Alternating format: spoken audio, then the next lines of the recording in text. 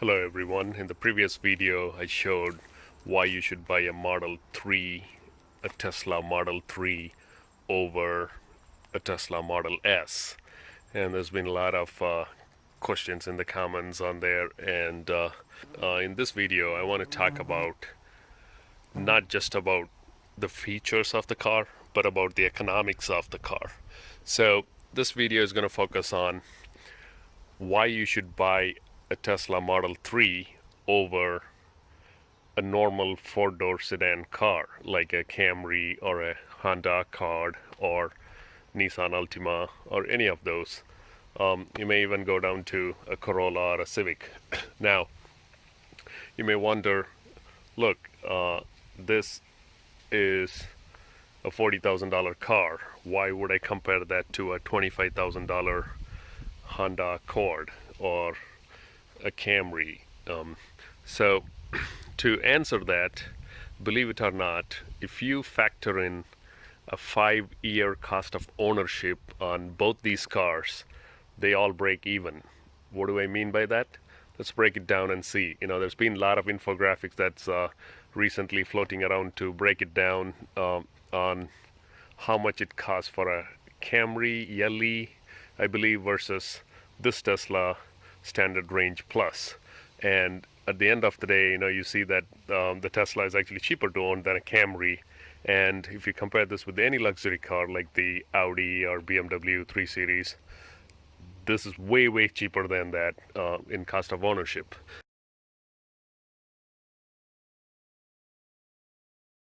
Now, how do you calculate that? So let's just talk from the base price. Okay, so a base price for a Toyota Camry or a Honda Accord starts somewhere around $26,000, right? And the base price for a Tesla starts at $39,000. So right there, you see about $14,000 difference. And you're wondering, oh, are you going to talk about the incentives for electric vehicles? No, I'm not. Okay. Initially, we got $7,500 incentive from as a tax break from the federal government, and some states, like I got like $3,000 from the state back. So that was a clear sweep of $10,000 right there. But now Tesla has manufactured so many cars, they're phasing the incentives out. So we're not going to talk about it in factoring in these calculations. So once you see the base price of that 15,000 difference, what I'm going to point out here is the cost of ownership in the 5-year period. Now, what other costs do you normally break these? What other costs do you normally see in owning these cars? Insurance is a big one. So you would automatically assume a $40,000 car would cost way more than a $25,000 car, because that's what makes sense in an insurance world, right? But I was pleasantly surprised that my bill for this car was actually less than my 5-year-old Nissan Altima. If you think about it, there's so many safety features in the car for a Tesla that it doesn't get into accidents that often. Every time it gets into an accident, it becomes super public, and every news media covers it and all that. So you may think it's a lot more than you think it's getting into accidents, but clearly not. On average, from an insurance standpoint, this car is getting very less hit, because the safety features, it brakes on its own. The blind spot promptly prompts anything that comes nearby. Virtually impossible to steal. Anyone who keys the car or make any sort of damage while it's parked is captured by the Sentry mode, and you can literally bill their insurance or file a complaint against them. So if you think about it from the insurance perspective, it's a lot more easier to manage this car compared to a car with no surveillance, no safety features that's as good as this car. And a lot of times, people are driving in autopilot, which is far more safer than a human driving. So long story short, insurance is actually cheaper to insure a Tesla Model 3, the base model, than Accord, Camry, or Altima. Just to give a perspective, my Altima was somewhere around $100 a month, and this one is turning out to be think like $88 a month or something like that. That's just in my area, but you may have different rates. So this was cheaper to insure. And the key topic I want to point out here is the maintenance and the service. So most cars come with 3-year maintenance. After that, you're supposed to pay everything. And even within the 3-year, you'll see that oil changes are not included, brakes are not included, and any other physical thing like wipers, those things are not included. So in the Tesla world, there is no oil change. In fact, there are no fluids that are that need maintenance. You have windshield wiper, the brake fluid, and the battery cooling fluid. So nothing needs to be changed. Windshield wiper, of course, you'll pour some in before every winter. But no oil change, no spark plug change, no timing belt change, no catalytic converter collapse, no muffler problems, no transmission oil flush, no power steering, blah blah. It's electric power steering. But anyway, if you think about it, all those fluids that you change in a dealership, none of that cost comes into while owning a Tesla. And apart from that, just think of the time you stop at the gas station.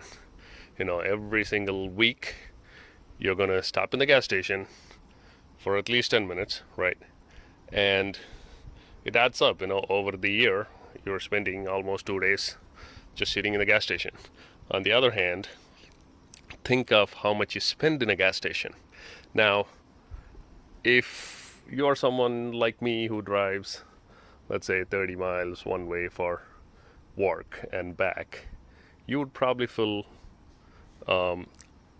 if you have a fuel efficient car, you'll probably fill at least once a week, sometimes twice a week in the gas station.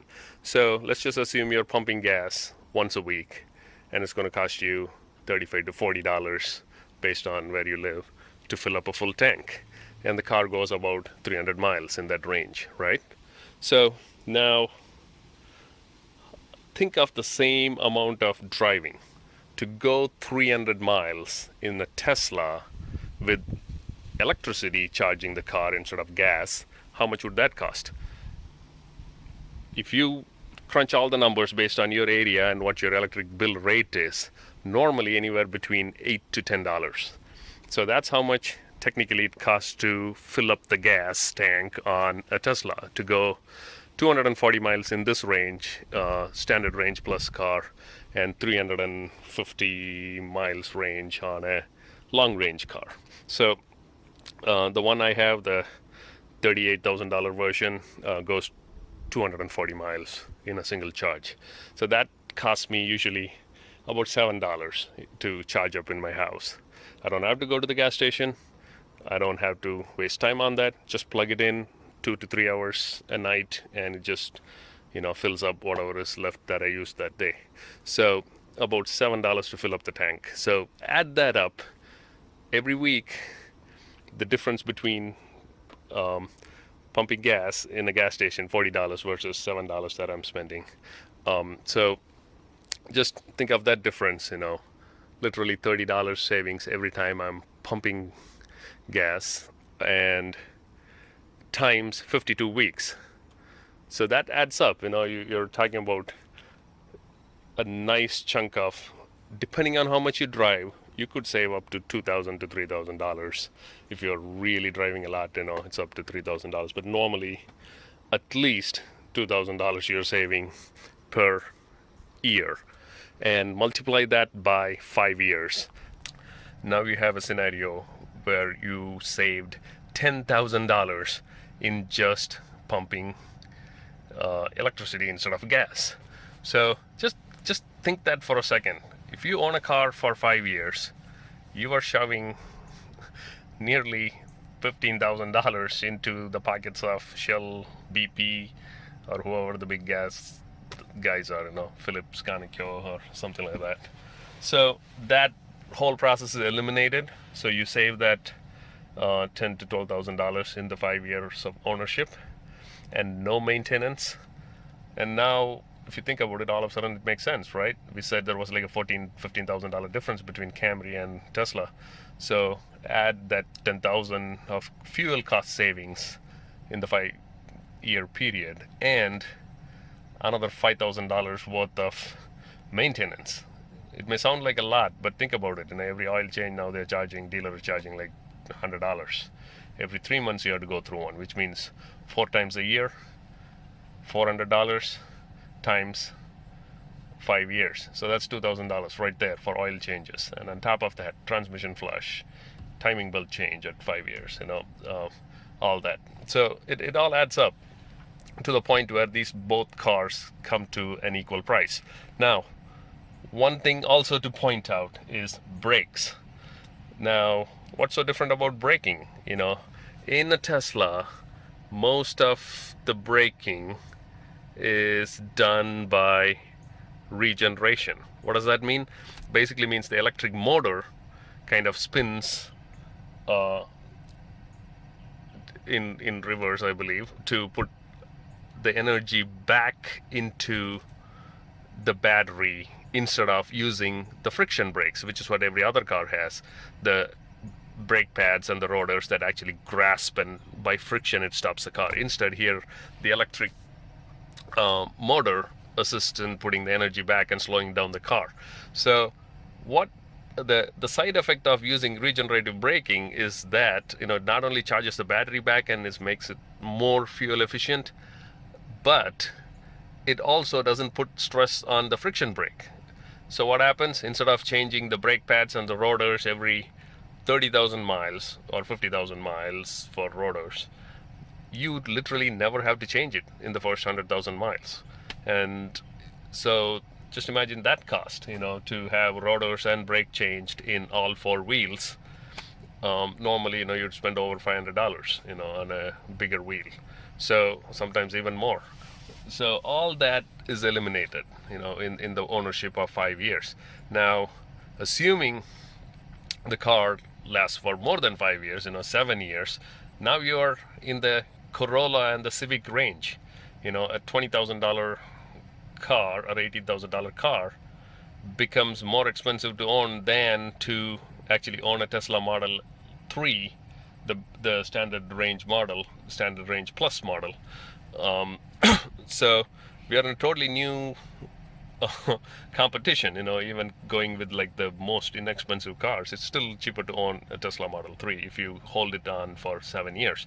Now comes the question of, hey, everybody says there's so much battery degradation, what will be by the time I hit 5 years or 7 years, and just to bring to attention that Model S has been in the market since 2012, and it's 2019 now. It's been there 7 years. So you can look at the Model S's older battery technology, not even the newest one, the older battery and the motor technology, and the degradation on the Model S still seems to be minimal. They're losing 10%, 15% at the most. That too, people who run like commercial services from Los Angeles to Las Vegas, like back and forth, a million-mile Teslas, just imagine a million-mile, nothing happens to these cars. That's kind of how electric motor operates. If you want me to give you an example how much maintenance an electric motor needs, just think of the ceiling fan in your house. When is the last time you serviced that motor? When is the last time it actually stopped working? It never happens because electric motors don't have many moving parts. It's literally meant to do one thing, that is to spin, and it spins with a lot of torque and a lot of speed. So that's basically what it is. It's like a ceiling fan motor that goes on and on and on and on for years and years to come. And the only degradation happens is in the battery technology, and that Tesla has improved significantly over the years. And now my assumption is in 5 years we'll probably see 10% degrading, which basically means instead of 240 miles I'll probably get 215 miles or something like that.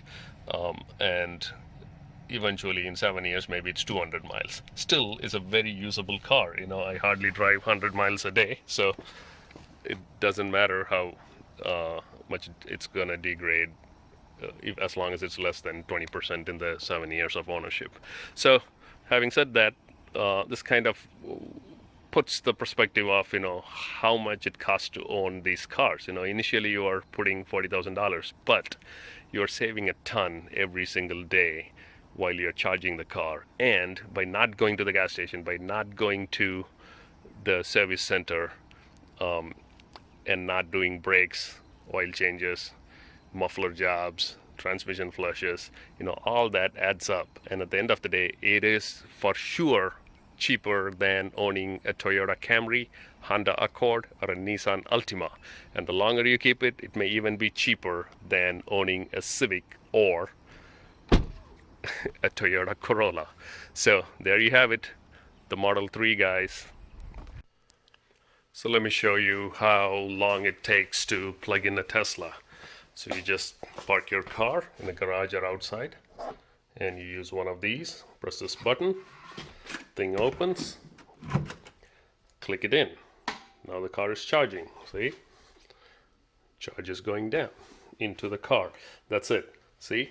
When I said it takes 10 minutes in a gas station versus 10 seconds plugging it in your house, at this point, the car will tell you how much charge is left. Right now, 3 hours to charge for half a tank, basically. So there you have it. You could see how easy the process is, and I don't have to smell like gasoline when you go out. So that's something to point out. Then finally, I want to mention most important point in the cost of ownership. What happens after 5 years? You're either going to sell the car or trade it in to buy another car, or you can keep it. Either way, we need to know the value of the car. So at a 5-year mark, this particular car is worth about $16,000 to $20,000, depending on how good the condition is. So $18,000 on average. Comparing that to a 5-year-old Camry or an Accord is worth about $8,000, or sometimes even less, depending on how good the condition is again. So there is another $10,000 on top of a Camry or an Accord. So keep that in mind. Long gone are the days of getting cheap Leaf or Chevy Volts. Tesla is retains its value way more than all the other cars, so definitely a good win on that scenario as well.